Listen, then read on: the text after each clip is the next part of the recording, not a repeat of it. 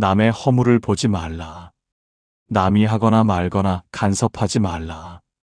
항상 자신을 되돌아보고 무엇이 옳고 그른지 살펴라. 법구경에 나오는 말씀입니다. 우리는 남의 허물을 보지 말고 나를 돌아보라는 가르침을 수없이 듣고 배웠습니다. 하지만 우리의 삶은 어떻습니까? 왜 머리로 아는 것과 마음으로 아는 것이 이토록 다를까요? 특히나 그 남이 내가 평생을 바쳐 마음을 쏟은 가족일 때, 나의 배우자나 나의 다 큰 자식일 때, 우리는 이 말씀처럼 살기가 참으로 어렵습니다. 그 사람의 허물이 내 허물인 것 같고, 그 사람이 잘못되는 것이 곧 내가 잘못되는 것처럼 느껴지기 때문입니다. 저 사람은 왜 저럴까? 내가 이만큼 애썼는데 왜 변하지 않을까? 저러다 큰일 나면 어쩌나 하는 걱정과 원망이 쉴 새 없이 올라옵니다. 그 사람을 위해서라는 이름으로, 사랑이라는 이름으로 우리는 끊임없이 그 사람을 고치려고 애를 씁니다. 당신, 그러다 건강 해쳐요. 제발 술 좀 그만 마셔요. 얘야, 언제까지 그렇게 살 거니? 남들처럼 좀 안정적으로 살면 안 되겠니? 이런 말들 속에는 정말 그 사람을 위하는 자비의 마음이 담겨 있는 것일까요? 물론 그 시작은 자비였을 것입니다. 내 사람의 고통을 덜어주고 싶은 순수한 마음이었을 것입니다. 하지만 그 말을 하고 난 뒤에 내 마음을 한번 들여다보십시오. 내 말을 듣지 않는 상대를 보며 서운함이 올라오고 답답함에 화가 나고 결국에는 내가 이렇게까지 말하는데 하는 원망과 포기하는 마음까지 듭니다. 이것이 어찌 그저 맑고 순수한 자비의 마음이라 할 수 있겠습니까? 우리의 고통은 바로 이 지점에서 시작됩니다. 상대를 고치려는 나의 마음이 상대에게 닿지 않고 오히려 더 큰 갈등과 상처로 돌아올 때 우리는 절망합니다. 나는 할 만큼 했다. 나는 저 사람 때문에 너무 힘들다고 하소연합니다. 우리가 누군가를 고쳐야겠다고 마음먹는 순간 그 밑바탕에는 무서운 마음이 숨어 있습니다. 그것은 바로 내가 옳고 저 사람은 틀렸다는 생각입니다. 우리는 살아오면서 저마다의 옳음에 대한 기준을 쌓아왔습니다. 부모는 이래야 한다. 자식은 저래야 한다. 부부는 이래야 한다 하는 나만의 기준이 마음속에 자리하고 있습니다. 이것이 바로 나라는 생각, 나라는 관념, 즉 아상입니다. 아상이 강할수록 내 기준에서 벗어난 사람을 견디기 힘들어합니다. 특히 그 사람이 내가 가장 아끼는 가족일 때는 더욱 그렇습니다. 나의 기준이 곧 절대적인 선이고 진리라고 착각하기 때문입니다. 그래서 배우자의 무심함이 틀렸다고 규정합니다. 자식의 방황이 잘못됐다고 단정합니다. 그리고 이 틀린 것을 옳은 것으로 바로잡는 것이 나의 역할이고 사랑이라고 믿습니다. 하지만 이것은 사랑의 탈을 쓴 집착이며 통제일 뿐입니다. 내가 옳다는 아상에 사로잡힌 사람은 상대방의 입장을 헤아릴 수 없습니다. 그 사람이 왜 그렇게 행동하는지, 그 사람의 마음 속에 어떤 아픔이 있는지 보려 하지 않습니다. 오직 나의 옳음을 관철시키는 것에만 매달립니다. 내가 살아봐서 아는데 그건 아니야. 다 너 잘 되라고 하는 소리야. 이 말처럼 폭력적인 말이 또 있을까요? 내가 살아봐서 안다는 그 경험이 정말 모든 사람에게 적용되는 진리일까요? 내가 살아온 시대와 자식이 살아갈 시대는 다릅니다. 내가 가진 성향과 배우자가 가진 성향은 하늘과 땅처럼 다릅니다. 나의 옳음은 그저 나의 경험일 뿐 모두에게 적용되는 정답이 아닙니다. 부처님께서는 고정된 나는 없다고 하셨습니다. 모든 것은 인연 따라 변하고 나라고 할 만한 실체가 없다는 무아를 가르치셨습니다. 그런데 우리는 내가 옳다는 이 아상을 실체라고 굳게 믿고 이것을 지키기 위해 내 사람들을 고통스럽게 합니다. 그리고 가장 비극적인 것은 그 과정에서 나 자신도 똑같이 고통스러워진다는 사실입니다. 내가 옳다는 집착이 강할수록 내 말을 듣지 않는 상대방에 대한 원망이 커집니다. 나는 이렇게까지 애쓰는데 저 사람은 왜 저 모양일까 하는 억울함이 쌓여갑니다. 내가 정해놓은 오름의 감옥에 상대를 가두려다 결국 나 스스로가 그 감옥에 갇혀버리는 꼴입니다. 우리가 상대를 고치려 할 때 그것이 정말 자비인지 아니면 내가 옳다는 나의 아상을 관철시키려는 집착인지 냉철하게 돌아봐야 합니다. 만약 그 마음이 집착이라면 그 손을 당장 멈추어야 합니다. 그것은 상대를 위한 길이 아닐 뿐더러 나를 고통의 구렁텅이로 몰아넣는 가장 확실한 길이기 때문입니다. 우리가 정말 평화를 원한다면 가장 먼저 내려놓아야 할 것이 바로 내가 옳다는 집착, 아상입니다. 그렇다면 왜 우리는 이토록 내가 옳다는 집착에 매달리면서까지 상대를 고치려 하는 것일까요? 그 사람의 틀림이 왜 나를 이토록 힘들게 하는 것일까요? 바로 그 사람의 틀림 속에서 내가 외면하고 싶은 내 안의 어둠을 보기 때문입니다. 한평생 자식들을 위해 모든 것을 희생했다고 생각했는데 다 큰 자식이 여전히 제 앞가림을 못하고 방황하고 있습니다. 그 모습을 볼 때마다 속에서 불이 납니다. 왜일까요? 정말 그 자식의 인생이 걱정되어서일까요? 물론 그 마음도 있습니다. 하지만 그 불길 밑바닥을 더 깊이 들여다보면 나는 실패한 부모라는 차가운 낙인이 찍혀 있습니다. 나의 희생이 쓸모없는 것이 되어버린 듯한 허무함, 내가 뭘 잘못 키웠나 하는 지독한 죄책감, 남들 보기 부끄러운 창피함. 이 감정들이 어둠이 되어 내 안에 웅크리고 있습니다. 자식이 안정되지 못하고 방황하는 모습에서 나는 실패한 부모라는 죄책감과 무능함을 느끼는 것은 아닙니까? 내 인생의 유일한 성과물이라고 생각했던 자식이 내 뜻대로 되지 않을 때 내 인생 전체가 부정당하는 것 같은 고통을 느끼는 것입니다. 배우자의 냉담한 말투에서 나는 사랑받을 자격이 없는 사람이라는 오래된 결핍이 되살아나는 것은 아닙니까? 내가 그토록 원했던 따뜻한 말 한마디, 인정의 눈빛을 받지 못할 때마다 어린 시절부터 채워지지 않았던 사랑의 결핍이라는 오래된 상처가 덧나고 아픈 것입니다. 우리는 이 어둠을 마주하는 것이 너무나 고통스럽습니다. 내가 나약하다는 것을 인정하기 싫습니다. 내가 실패한 부모일지도 모른다는 죄책감을 감당하기 어렵습니다. 내가 사랑받지 못할까봐 두렵다는 결핍을 똑바로 쳐다볼 용기가 없습니다.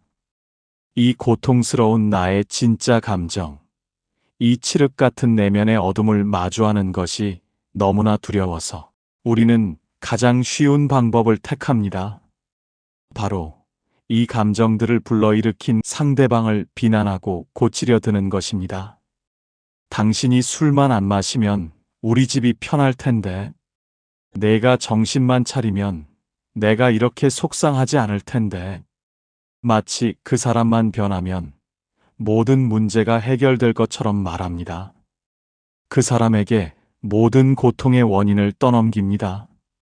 당신만 변하면 돼. 내가 문제야라고 손가락질하는 동안은 잠시나마 내 안의 어둠을 잊을 수 있기 때문입니다. 거울을 닦는 행위에 몰두하는 동안은 거울에 비친 상처 입은 내 얼굴을 보지 않아도 되기 때문입니다. 이것이 우리가 자비라는 이름으로 상대를 고치려 애쓰는 가장 슬픈 이유입니다. 그것은 자비가 아니라 나 자신을 지키기 위한 처절한 방어였고, 나의 고통을 외면하기 위한 도피였습니다.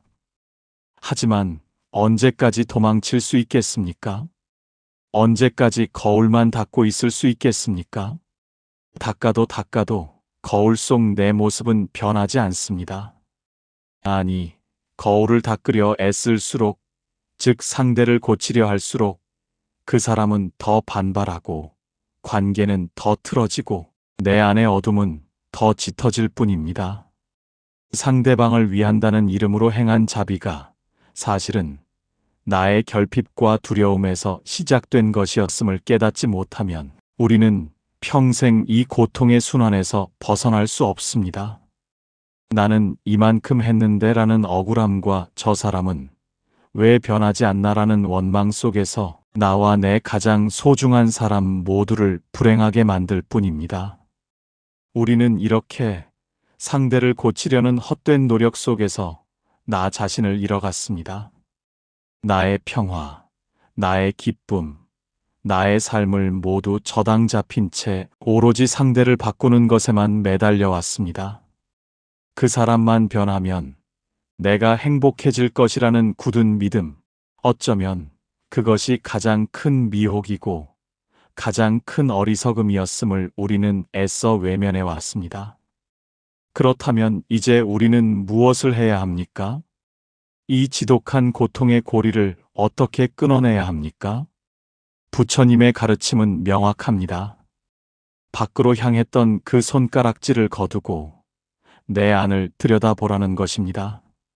우리는 흔히 나를 힘들게 하는 사람만 없다면 내 삶이 훨씬 평화로울 것이라 생각합니다. 하지만 이 세상에 이유 없는 만남은 단 하나도 없습니다. 내 삶에 가장 깊이 들어와 나를 이토록 뒤흔들고 고통스럽게 하는 그 인연은 과연 어떤 의미이겠습니까? 그것은 원수가 아니라 사실은 나의 가장 준엄한 스승, 나의 선지식입니다. 그 사람은 나에게 무엇을 가르치기 위해 지금 내 앞에 나타난 것일까요? 그 사람은 바로 내가 평생 외면해왔던 내 안의 어둠, 나의 가장 아픈 상처와 결핍을 수면 위로 끄집어내어 똑똑히 보게 하려고 온 존재입니다. 우리는 맑고 잔잔한 물을 좋아합니다. 하지만 내 마음이 정말 맑은 물이라면 누가 돌을 던진들 잠깐의 파문만일 뿐 금세 흙탕물이 되지는 않습니다. 그러나 내 마음 바닥에 이미 수십 년 묵은 진흙과 앙금이 가라앉아 있었다면 어떨까요? 그 사람이 던진 작은 말 한마디, 사소한 행동 하나라는 돌멩이가 내 마음 바닥에 가라앉아 있던 그 모든 죄책감, 두려움, 결핍, 억울함이라는 앙금을 뒤흔들어 깨우는 것입니다. 그래서 내 마음은 온통 흙탕물이 되어 앞을 볼 수 없게 됩니다. 이때 우리는 흙탕물을 일으킨 그 돌멩이, 즉 그 사람을 원망합니다. 저 돌만 아니었으면 내 물은 맑았을 것이라고 착각합니다. 하지만 진실은 무엇입니까? 돌멩이는 그저 인연일 뿐, 내 마음을 흙탕물로 만든 진짜 원인은 내 안에 이미 존재했던 그 앙금, 그 어둠입니다. 나의 배우자가 나의 자식이 아니었다면 나는 어쩌면 평생 내 마음 바닥에 그 무서운 앙금이 있는 줄도 모르고 살았을지 모릅니다. 겉으로는 평화로운 척, 괜찮은 척, 자비로운 척하며 나 자신마저 속이며 살았을 것입니다. 바로 그 사람, 나를 가장 고통스럽게 하는 그 사람이 그 역할을 맡아준 것입니다. 여기 좀 봐. 이것이 당신의 진짜 모습이야. 이것을 외면하지 마. 이것을 들여다봐. 이것을 껴안아야 당신이 진짜 평화를 얻을 수 있어. 그 사람은 온몸으로, 때로는 거친 말과 행동으로 나에게 이 사실을 알려주기 위해 애쓰고 있었던 것입니다. 이것이 인연의 무서운 진실이며 고통으로 가르침을 주는 스승의 참모습입니다. 그 사람이 나에게 고통을 주는 것이 아닙니다. 그 사람은 나의 고통이 이미 내 안에 있었음을 비춰주는 거울일 뿐입니다. 그 사람이 나의 스승임을 깨닫는 순간, 우리는 비로소 원망의 손가락질을 멈출 수 있습니다. 그리고 감사한 마음으로 거울을 닦으려던 손을 멈추고 거울에 비친 내 모습을 들여다볼 용기를 낼 수 있게 됩니다. 그렇다면 이제 어떻게 해야 합니까? 스승의 가르침을 깨달았으니 이제는 지혜로운 경계를 세워야 합니다. 지혜로운 경계란 그 사람을 밀어내거나 벽을 쌓고 외면하라는 말이 결코 아닙니다. 오히려 그 반대입니다. 그동안 우리는 그 사람의 삶에 너무 깊이 들어가 경계 없이 그 사람의 감정과 나의 감정을 뒤섞어 왔습니다. 그 사람이 아프면 내가 더 아프고 그 사람이 실패하면 내가 더 절망했습니다. 그 사람의 업보를 마치 나의 업보인 양내가 다 짊어지려 했습니다. 이것이 경계 없는 자비의 모습이었고 사실은 나의 결핍을 채우려는 집착이었습니다. 지혜로운 경계란 이 뒤섞인 감정의 끈을 바로잡는 일입니다. 그것은 당신의 몫이고 이것은 나의 몫입니다. 당신의 감정은 당신의 것이고 나의 감정은 나의 것입니다. 나는 당신의 삶을 대신 살아줄 수 없습니다. 그리고 당신도 나의 삶을 책임질 수 없습니다. 이것을 마음으로 선언하는 것입니다. 이것이 진정한 독립이며 두 사람이 모두 건강하게 서는 길입니다. 우리는 이것을 이기적이라고 냉정하다고 착각합니다. 평생을 헌신하며 삶의 경계를 세우는 일은 마치 내 살을 베어내는 것 같은 고통과 죄책감을 불러일으킵니다. 내가 저 사람을 챙기지 않으면 누가 챙기나? 내가 이렇게 선을 그으면 저 사람이 상처받지 않을까? 내가 너무 매정한 부모, 못된 배우자가 되는 것은 아닐까 하는 두려움이 앞을 가립니다. 하지만 보십시오. 그동안 경계 없이 모든 것을 다 내어준 결과는 무엇이었습니까? 상대방은 나의 과도한 관심과 통제 속에서 스스로 설 기회를 잃어버렸습니다.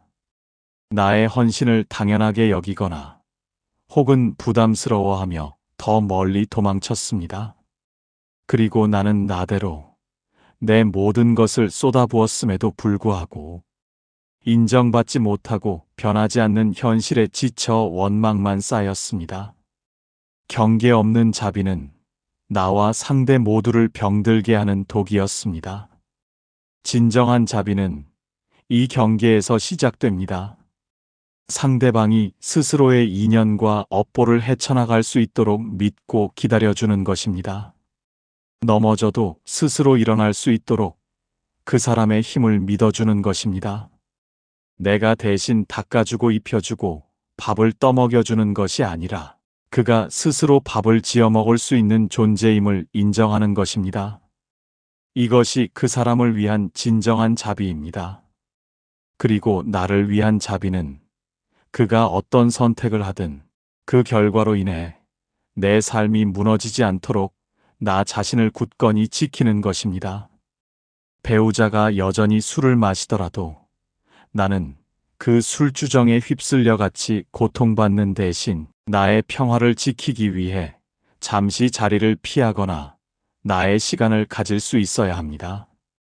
자식이 여전히 방황하더라도 그 불안에 전염되어 같이 허우적대는 대신 나는 나의 일상을 굳건히 지키며 묵묵히 나의 길을 가야 합니다.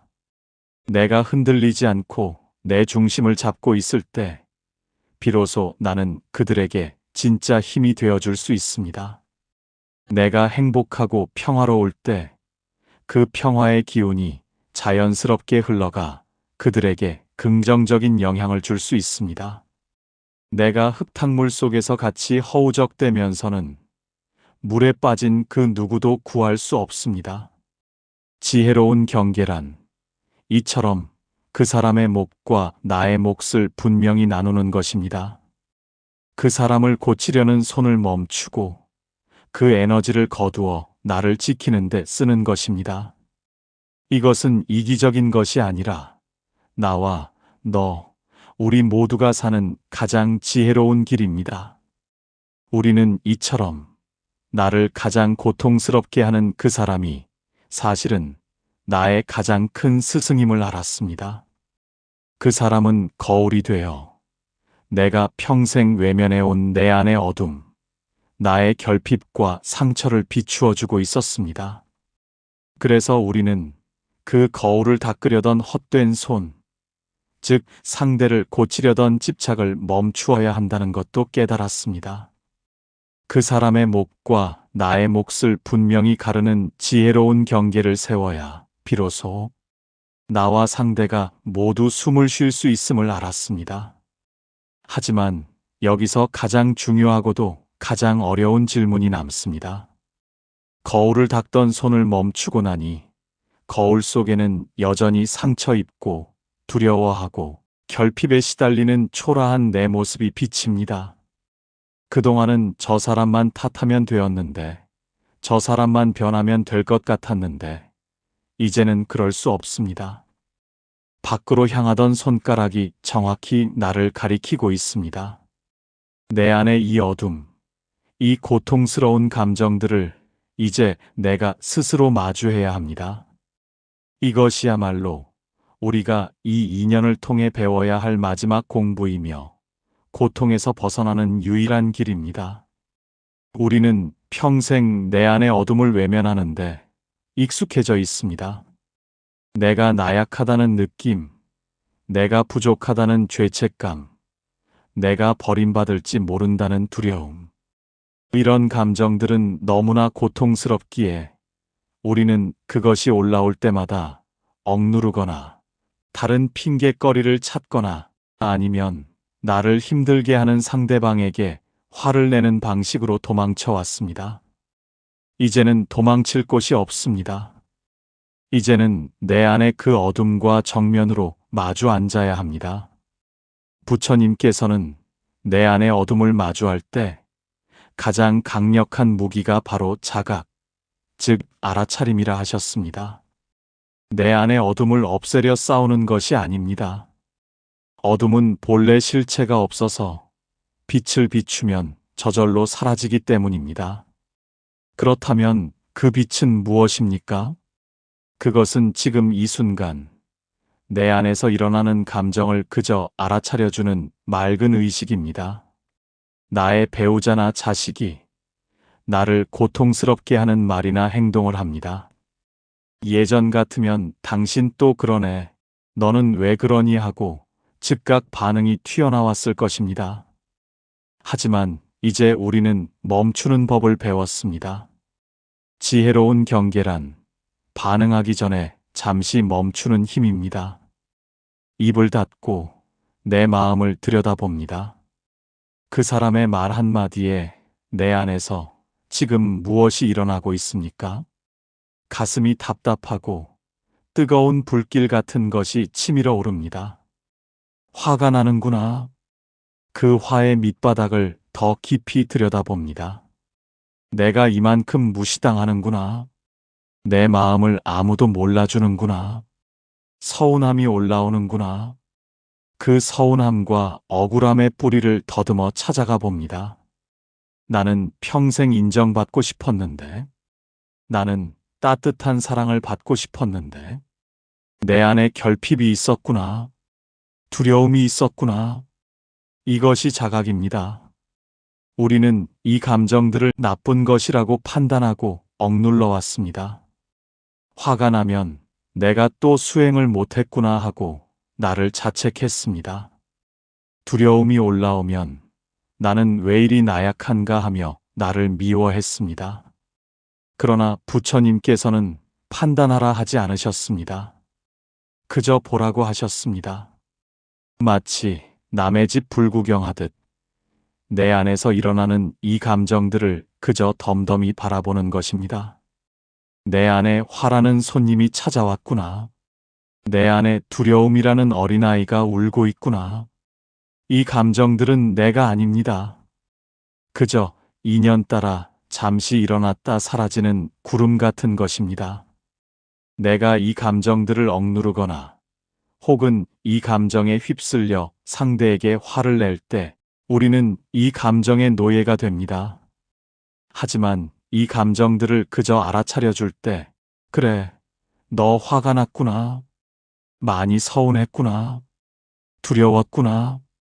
이렇게 내 안의 감정들을 있는 그대로 인정하고 따뜻한 빛을 비추어 줄 때 놀라운 일이 벌어집니다.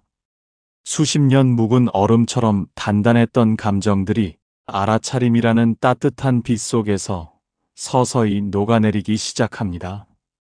그동안 내 안의 어둠은, 내 안에 상처 입은 아이는 단 한 번도 따뜻한 눈길을 받아본 적이 없었습니다. 항상 외면당하고 억압당하고 너는 나쁜 것이야 라는 비난만 받아왔습니다.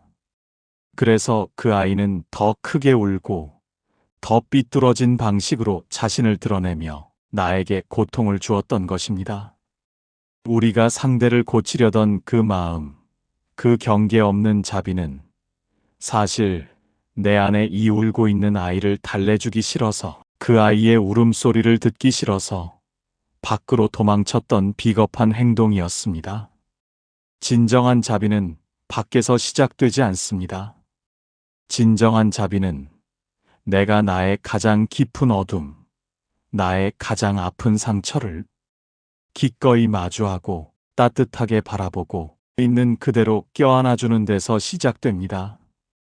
이것이 나를 향한 가장 위대한 자비입니다. 내가 나 자신을 불쌍히 여기고 껴안아줄 때 비로소 우리는 진정으로 남을 껴안을 수 있는 힘을 얻게 됩니다. 이렇게 내 안의 어둠을 자각의 빛으로 껴안는 연습을 하다 보면 어떤 변화가 일어날까요? 가장 놀라운 변화는 나를 그토록 고통스럽게 했던 배우자나 자식이 더 이상 나를 고통스럽게 하지 못한다는 사실입니다. 그 사람은 변하지 않았을 수 있습니다. 여전히 술을 마시고 여전히 방황할 수 있습니다. 하지만 내 마음이 달라졌습니다. 예전에는 그 사람의 행동이 내 마음 바닥의 앙금, 즉 나의 결핍과 두려움을 뒤흔들었기 때문에 내가 그토록 고통스러웠습니다. 하지만 이제 나는 내 마음의 앙금을 똑바로 들여다보았고 그것을 따뜻하게 껴안아 주었습니다. 앙금이 빛 속에서 맑은 물로 정화되기 시작했습니다. 이제는 그 사람이 돌을 던져도 내 마음은 흙탕물이 되지 않습니다. 그저 맑은 물에 풍덩하는 소리와 함께 작은 파문이 일 뿐, 내 평화는 깨지지 않습니다. 그 사람의 말과 행동을 나에 대한 공격이나 나의 실패를 증명하는 것으로 받아들이지 않게 됩니다. 그저 저 사람도 자신의 앙금, 자신의 어둠 속에서 고통받고 있구나 하고 한 걸음 물러서서 덤덤하게 볼 수 있는 힘이 생깁니다. 내가 옳다는 아상을 내려놓고 내 안의 어둠을 껴안아 평화를 얻었을 때 비로소 우리는 진정한 자비로 상대방을 바라볼 수 있게 됩니다. 그것은 상대를 고치려는 집착의 마음이 아닙니다. 내가 옳으니 너는 틀렸다는 교만한 마음도 아닙니다. 당신도 나처럼 고통받고 있군요. 당신도 당신 안의 어둠 속에서 길을 잃었군요. 하는 연민의 마음입니다. 이 마음이 들 때 우리는 더 이상 상대에게 잔소리하거나 화를 내지 않습니다. 그저 묵묵히 내가 나의 평화를 지키는 모습을 보여줄 뿐입니다. 내가 흙탕물 속에서 허우적대지 않고 맑은 물가에 굳건히 서 있는 모습을 보여주는 것만으로도 그것이 가장 큰 가르침이요, 가장 큰 자비가 됩니다. 물에 빠진 사람을 구하는 유일한 길은 같이 물에 뛰어들어 허우적대는 것이 아니라 내가 먼저 무태 굳건히 두 발을 디디고 밧줄을 던져주는 것입니다. 그 밧줄이 바로 내가 먼저 나의 고통을 껴안고 평화를 찾는 지혜로운 경계입니다. 우리는 평생 가장 가까운 사람을 고치려 애쓰며 살아왔습니다. 그것이 사랑이고 자비인 줄 알았습니다. 하지만 오늘 우리는 그 마음이 사실은 내 안의 어둠을 보기 싫은 외면이었음을 깨달았습니다. 그 사람이라는 거울을 닦으려던 손은 사실 내 얼굴의 상처를 가리기 위한 몸부림이었습니다. 이제 그 손을 멈추십시오. 그리고 그 손으로 그동안 수고한 나 자신을, 평생 외면받아 울고 있었던 내 안에 상처 입은 아이를 따뜻하게 껴안아 주십시오. 상대를 고치려는 집착을 거두고 나 자신을 먼저 돌보는 지혜로운 경계를 세우십시오. 내가 나를 껴안고 내 안의 어둠을 비출 때 그 빛은 저절로 흘러넘쳐 나를 고통스럽게 하던 그 사람의 어둠까지도 비추게 될 것입니다. 그것이 부처님께서 말씀하신 가장 위대한 자비이며 고통의 거울 앞에서 우리가 해야 할 유일한 수행입니다. 여러분의 마음에 부처님의 평화와 자비가 늘 함께 하시기를 기원합니다. 오늘 풍경 소리의 이야기가 마음에 울림을 주었다면 주변의 소중한 분들에게도 이 지혜를 나누어 주십시오. 구독과 좋아요를 눌러주시면 부처님의 말씀을 전하는데 큰 힘이 됩니다.